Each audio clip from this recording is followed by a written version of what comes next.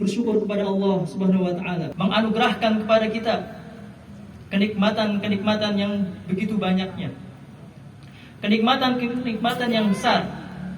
Allah Subhanahu wa taala telah memberikan kepada kita nikmat kesehatan, nikmat kesempatan, serta nikmat hidayah dari Allah Subhanahu wa taala, sehingga tentunya kita bisa menjalankan perintah-perintah Allah Subhanahu wa taala dan juga menjauhi larangan-larangan Allah Subhanahu wa taala. Sehingga di antara saudara-saudara kita, di antara keluarga kita, Allah berikan mereka kesempatan untuk naik haji. Dan alhamdulillah kita juga masih diberikan kesempatan untuk melaksanakan sholat Idul Adha dan juga menyembelih hewan kurban serta ibadah-ibadah lainnya. Maka jemaah sekalian, hendaklah kita bersyukur kepada Allah Subhanahu wa taala atas nikmat yang besar ini, sehingga Allah Subhanahu wa taala akan menambahkan kepada kita nikmat-nikmat yang lainnya, sebagaimana janji Allah Subhanahu wa taala, la in syakartum la azidannakum wa la in kafartum inna adzabi lasyadid. Kalaulah kalian bersyukur, maka sungguh benar-benar akan aku tambahkan nikmatku. Wa la in kafartum inna adzabi lasyadid. Jika kalian kufur, maka azabku sangatlah pedih. Maka jamaah sekalian, termasuk bentuk kesyukuran kita kepada Allah Subhanahu wa taala atas ibadah-ibadah yang Allah berikan hidayah kita untuk melaksanakannya, terutama di bulan ini, yaitu agar kita bisa mengambil pelajaran yang terkandung di dalam ibadah-ibadah tersebut, sehingga nantinya kita bisa menjadi lebih baik, sehingga nantinya hidayah Allah lebih besar untuk kita semuanya. Maka insya Allah pada kesempatan pagi hari ini, pada kesempatan yang singkat ini, kita akan memetik beberapa pelajaran berharga dari ibadah-ibadah di bulan ini. Apakah itu ibadah puasa? Apakah itu ibadah berkurban, sholat kita, ataukah ibadah yang lainnya? Allahu Akbar, Allahu Akbar walillahil hamd. Maka pelajaran yang pertama jamaah sekalian, semua rangkaian dari ibadah-ibadah yang kita lakukan ini mengingatkan kita kewajiban untuk mentauhidkan Allah Subhanahu wa taala, memurnikan ibadah hanya untuk Allah Subhanahu wa taala. Bahkan itulah tujuan kita diciptakan di muka bumi ini. Sebagaimana Allah Subhanahu wa taala berfirman, "Wa ma khalaqtul jinna wal insa illa liya'budun." Dan tidaklah aku ciptakan jin dan juga manusia melainkan supaya mereka beribadah kepadaku. Dan tentunya ini juga salah satu misi daripada diutusnya Nabi dan juga Rasul. Sebagaimana firman Allah Subhanahu wa taala, "Wa laqad ba'atsna fi kulli ummatin rasulan an ya'budullah wajtanibut taghut." Dan sungguh kami telah mengutus seorang rasul untuk setiap umat, yaitu mereka menyerukan an ya'budullaha wajtanibut taghut. Sembahlah Allah dan jauhilah tauhid, yaitu segala sesuatu yang diibadahi selain Allah Subhanahu wa taala. Inilah misi dakwah seluruh nabi dan juga rasul. Maka jemaah sekalian, kita mengingat kembali ketika pertama kalinya Allah Subhanahu wa taala memerintahkan Nabi Ibrahim alaihissalam untuk mengumumkan kepada manusia agar mereka melakukan ibadah haji. Maka sebelum itu Allah Subhanahu wa taala memerintahkan kepada Nabi Ibrahim untuk mentauhidkan Allah dan juga tidak berbuat syirik. Hal ini sebagaimana firman Allah Subhanahu wa taala, "Wa id bawwa'na li Ibrahim makanal bait alla tusyrik bi syai'a." Dan ingatlah ketika kami menganugerahkan tempat kepada Nabi Ibrahim alaihissalam, tempat Baitullah, yaitu Ka'bah, alla tusyrik bi syai'a, maka kami ingatkan untuk tidak mempersekutukan Allah Subhanahu wa taala. Wa tahhir baiti lit-taifina wal qa'imina war ruk'is sujud. Dan sucikanlah rumahku untuk orang-orang yang tawaf, untuk orang-orang yang beribadah, orang-orang yang ruku dan juga orang-orang yang sujud. Yaitu sucikan dari najis. Dan najis terbesar adalah adanya berhala-berhala, adanya kesyirikan, adanya kekufuran. Maka kemudian setelah itu barulah Allah SWT memerintahkan, wa adzin fin nasi bil haji ya'tuka rijalan wa ala kulli dhamirin ya'tina min kulli fajjin 'amik. Dan serulah manusia untuk mereka mengerjakan haji, niscaya mereka akan datang kepadamu dengan berjalan kaki atau mengendarai setiap unta yang kurus. Mereka datang dari segenap penjuru yang jauh. Inilah jamaah sekalian, awal perintah kepada Nabi Ibrahim alaihissalam untuk mengumumkan kepada manusia agar datang melakukan ibadah haji. Dan sebelum itu Allah ingatkan agar tidak mempersekutukan Allah SWT dengan sesuatu apapun. Maka jamaah sekalian, ingatlah juga ketika orang-orang musyrik di Mekah, mereka memiliki suatu bentuk peribadahan, yaitu menyembelih untuk selain Allah SWT. Mereka menyembelih untuk berhala-berhala mereka. Maka kemudian ketika itu Allah SWT memerintahkan Rasulullah dan juga umatnya, Fasolli li rabbika wanhar, maka salatlah dan sembelihlah untuk Rabbmu, bukan untuk yang lainnya. Kita tahu salat itu merupakan ibadah yang agung, menyembelih juga merupakan ibadah yang agung. Maka Allah SWT memerintahkan ibadah-ibadah itu hanya untuk Allah. Maka ini jemaah sekalian, pelajaran yang pertama, pelajaran yang paling utama, agar kita selalu melakukan ibadah-ibadah hanya untuk Allah Subhanahu wa ta'ala. Allahu Akbar walillahil hamd. Jamaah sekalian rahimani wa rahimakumullah. Pelajaran yang kedua dari ibadah-ibadah yang kita lakukan di bulan ini, mengingatkan agar ibadah itu harus ittiba', yaitu kewajiban untuk selalu mengikuti petunjuk dan juga meneladani Rasulullah sallallahu alaihi wasallam. Maka seluruh umat muslim sepakat, hari ini kita menyembelih hanya dari 3 jenis hewan, yaitu unta, sapi, dan juga kambing atau domba. Bahkan seluruh ulama sepakat bahwa itu adalah hewan-hewan yang dicontohkan oleh Rasulullah sallallahu alaihi wasallam. Maka jemaah sekalian, kita pun seharusnya sepakat akan ibadah-ibadah yang lainnya, agar ibadah itu harus sesuai dengan petunjuk Nabi. Tidak boleh dengan semau kita sendiri. Ibadah itu harus sesuai dengan syariat. Ibadah itu harus sesuai dengan tuntunan Nabi sallallahu alaihi wasallam. Pada hari ini, mengapa kita melakukan sholat Idul Adha? Pada hari ini kenapa kita bisa berkurban? Atau mengapa saudara-saudara kita bisa melakukan haji? Tentu saja karena kita membaca petunjuk Nabi sallallahu alaihi wasallam. Kita tidak akan mungkin bisa melakukan ibadah-ibadah dengan benar tanpa mengikuti petunjuk Nabi. Oleh karena itu, Rasulullah sallallahu alaihi wasallam bersabda, "Khudhu anni manasikakum." Ambillah dariku manasik-manasik kalian, manasik haji kalian. Sallu kama ra'aitumuni usolli. Salatlah kalian sebagaimana kalian melihat aku salat. Maka jemaah sekalian, ambillah pelajaran bahwasanya ibadah itu harus selalu mencontoh Rasulullah sallallahu alaihi wasallam. Tidak boleh kita buat-buat sendiri. Tidak boleh ibadah itu juga hanya dengan ikut-ikutan orang saja. Karena ketika ibadah itu tidak sesuai dengan petunjuk Nabi, maka bisa jadi ibadah itu tertolak. Sebagaimana sabda Nabi sallallahu alaihi wasallam, "Man 'amila amalan laisa 'alaihi amruna fahuwa raddun." Barang siapa yang dia melakukan suatu amalan bukan di atas petunjuk kami, maka amalan tersebut tertolak.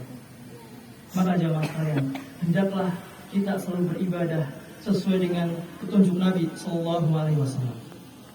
Allahu Akbar walillahil hamd. Kemudian jemaah sekalian, pelajaran yang berikutnya, ibadah-ibadah yang kita lakukan kembali mengingatkan kita akan kewajiban menuntut ilmu agama. Kewajiban mengajarkan ilmu agama kepada anak cucu kita.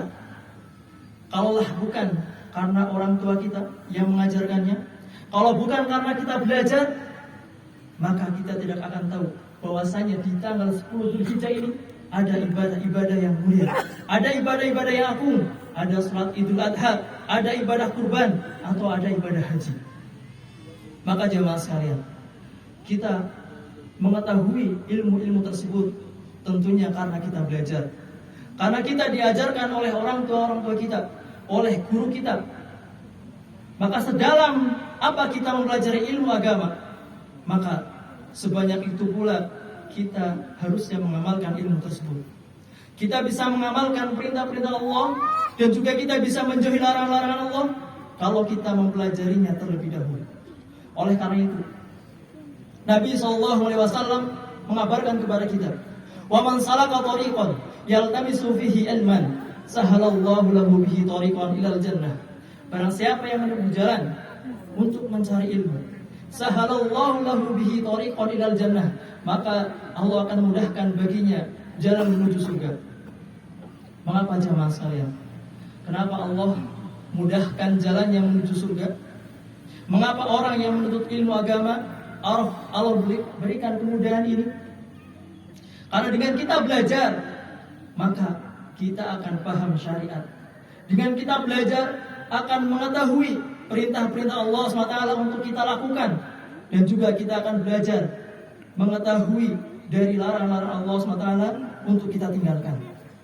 Sehingga jamaah sekalian, janganlah sampai kita tidak belajar sama sekali. Kita tidak belajar, maka bisa jadi kita akan terjerumus ke dalam kesesatan. Dan lebih parahnya, lebih bahayanya, lebih berbahaya kalau seandainya kita terjerumus ke dalam kesesatan, namun kesesatan tersebut dianggap sebagai kebaikan. Maka inilah jemaah sekalian, bahaya kebodohan ada di antara orang-orang yang mana keburukan-keburukan itu dianggap sebagai kebaikan. Kemudian jemaah sekalian rahimani wa rahimakumullah, pelajaran yang berikutnya adalah ibadah-ibadah yang kita lakukan di bulan ini, khususnya ibadah menyembelih hewan kurban yang kemudian kita sedekahkan kepada orang fakir dan juga kaum muslimin lainnya. Maka hal ini juga sebagaimana perintah Allah Subhanahu wa taala, "Faqulu minha wa at'imul baisal faqir." Maka makanlah sebagian dan berikanlah sebagiannya kepada orang yang sengsara lagi fakir. Dan juga termasuk dari sunnah Nabi SAW, hendaknya kita makan dari daging hewan kurban kita walaupun sedikit. Sebagaimana juga disebutkan dalam hadis, "Kulu waddakhiru wa tasaddaqu." Makanlah dan silakan simpan dan bersedekahlah. Maka dari hadis ini kita diperintahkan bersedekah dengan daging hewan kurban kita. Kemudian juga mengingatkan kita bahwa umat Islam itu bersaudara. Umat Islam itu harus saling perhatian antar satu dengan yang lainnya. Sebagaimana dari tanggal 1 sampai 9 Dzulhijjah, atau terutama di tanggal 9 Dzulhijjah kita melakukan ibadah puasa. Maka ini mengingatkan bagaimana saudara-saudara kita yang fakir, mereka menahan lapar. Maka hendaknya hal ini harus saling menguatkan antar sesama muslim, menjadikan hubungan saling mencintai dan juga hubungan kasih sayang antar sesama muslim. Karena Allah Subhanahu wa taala berfirman, "Innamal mu'minuna ikhwah." Sesungguhnya orang-orang yang beriman mereka bersaudara. Namun ketahuilah jemaah, semua hubungan baik, semua hubungan cinta kasih antara seseorang ketika di dunia kelak akan menjadi hubungan permusuhan. Apakah itu hubungan orang tua dengan anak? Apakah itu hubungan suami dengan istrinya? Hubungan sebangsa, setanah air, atau hubungan sesuku sedarah sekalipun? Maka semuanya nantinya di akhirat akan menjadi hubungan permusuhan. Tidak ada satu hubungan yang bisa bertahan kecuali hubungan tersebut dibangun di atas keimanan dan juga ketakwaan kepada Allah Subhanahu wa taala. Hal ini sebagaimana yang Allah tegaskan, "Al-akhillau yawma idin ba'duhum li ba'din adu illal muttaqin." Orang-orang yang akrab karena hubungan cinta dan kasih sayang. Yawma idin, pada hari ini.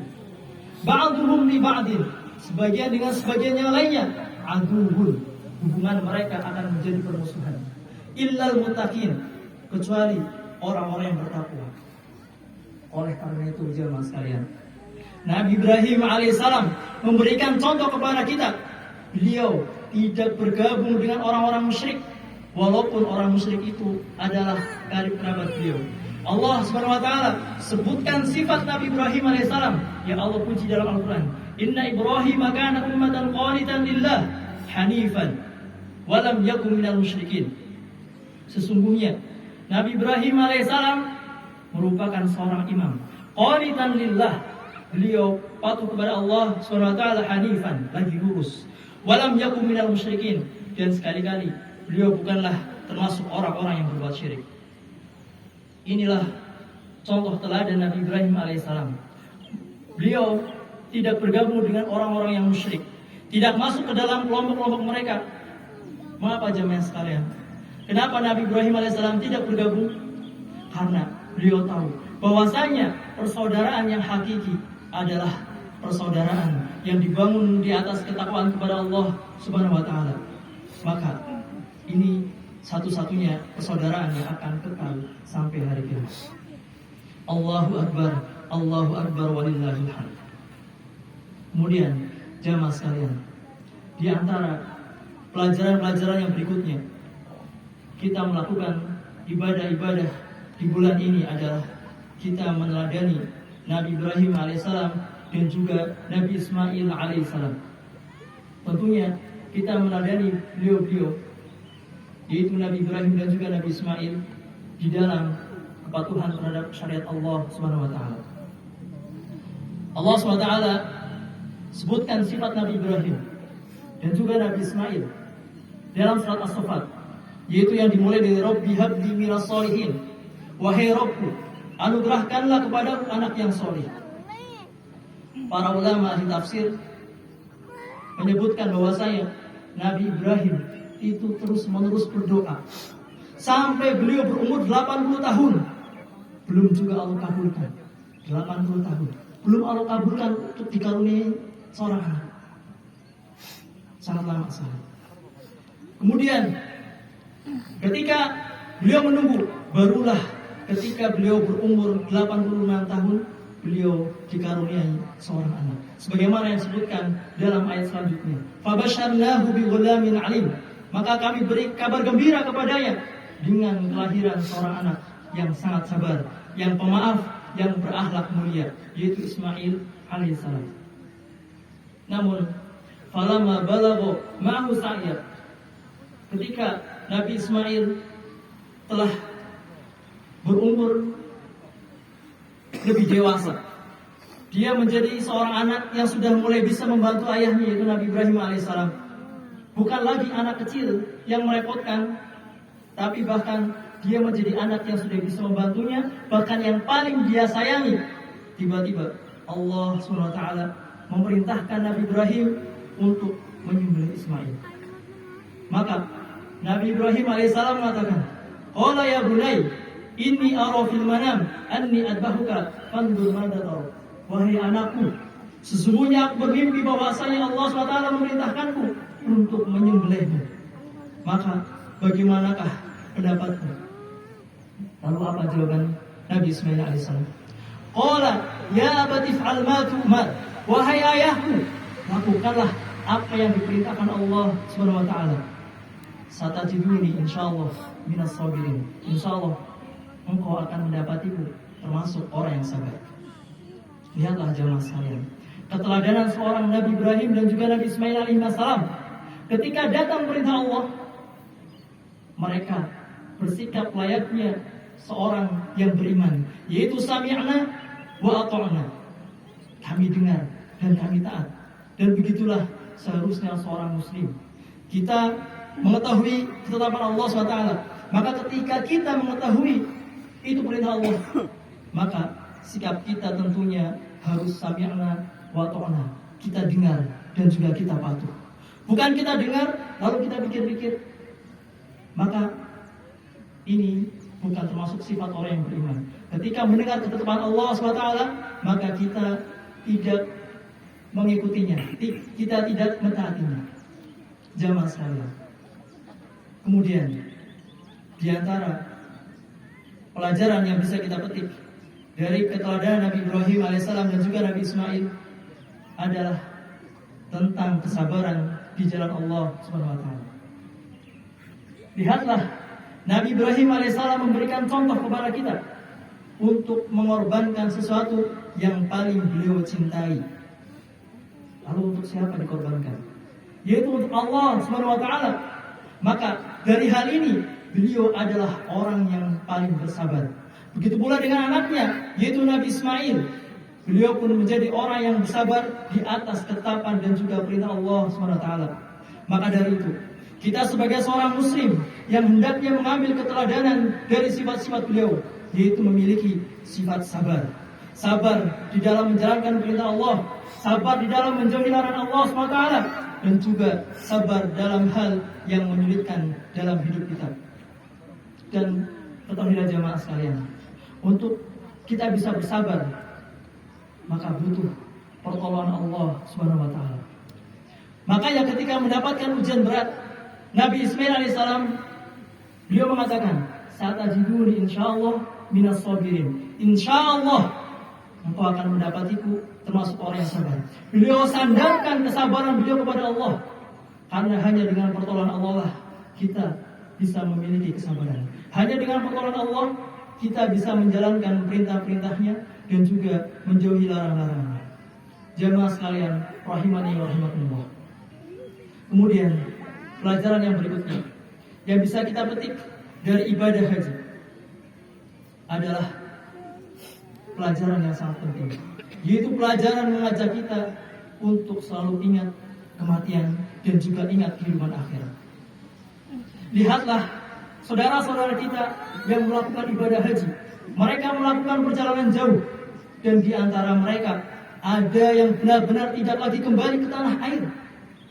Maka kita berharap kepada Allah SWT, kita memohon kepada Allah SWT, semoga saudara-saudara kita yang mereka melakukan ibadah haji diberikan keberkahan, mereka diberikan keselamatan, dan juga diterima amal ibadahnya oleh Allah SWT. Dan juga semoga saudara-saudara kita yang wafat di tanah suci diterima juga amal ibadah mereka dan juga mendapatkan rahmat serta ampunan Allah SWT.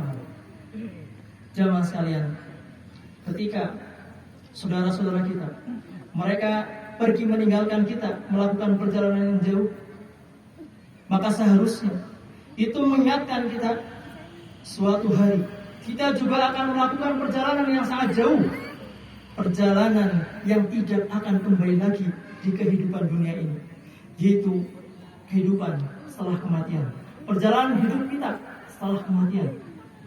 Maka suatu ketika Rasulullah SAW ditanya, "Fa'ayyul mu'minina aqyas?" Mukmin manakah yang paling cerdas? Qala aktsaruhum lil mauti dzikra. Beliau kemudian mengatakan, yaitu di antara mereka yang paling banyak mengingat kematian. Wa saduhum lima ba'da istidadan, dan juga orang yang paling baik persiapannya untuk akhirat. Ulaikal aqyas, maka itulah orang-orang yang cerdas. Inilah jamaah sekalian, kepandian, kepintaran, kecerdasan yang hakiki bukan hanya sekadar memikirkan masa depan kita di dunia, tapi haruslah dipikirkan kehidupan nantinya di akhirat. Kita persiapkan bekal untuk akhirat kita. Dan ketahuilah jamaah sekalian, sebaik-baik bekal yang harus kita bawa, yang harus kita persiapkan adalah ketakwaan kita kepada Allah Subhanahu wa taala. Sebagaimana firman Allah Taala, "Wa tazawwadu fa inna khairaz zadi taqwa." Berbekalah, dan sesungguhnya sebaik-baik bekal adalah takwa kepada Allah Subhanahu wa taala. Semoga Allah SWT senantiasa menganugerahkan kepada kita kebaikan di dunia dan juga tentunya kebaikan nanti di akhirat. Innallaha wa malaikatahu yusholluna 'alan nabi ya ayyuhalladzina amanu shallu 'alaihi wa sallimu taslima. Allahumma shalli 'ala Muhammad wa 'ala ali Muhammad kama shallaita 'ala Ibrahim